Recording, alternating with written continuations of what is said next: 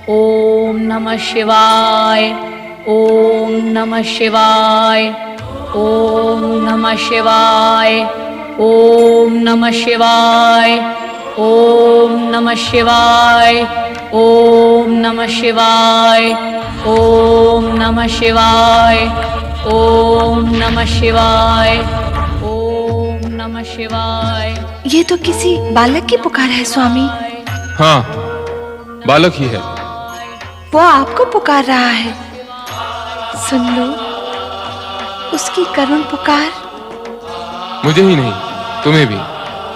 हमारे साथ साथ मातृत्व के लिए वो तुम्हें भी पुकार रहा है। मुझे? मुझे क्यों? वो तो ओम नमः शिवाय कहकर आपको नमन कर रहा है। शिव में शिवा भी तो समाई हुई है। ध्यान से सुनो, तुम्हें हमारे नाम के साथ साथ अपना नाम भी सुनाई देगा। पर ये बालक है कौन? प्रतीक्षा करो देवी, कुछ समय पश्चात तुम्हें अपने प्रश्न का उत्तर मिल जाएगा।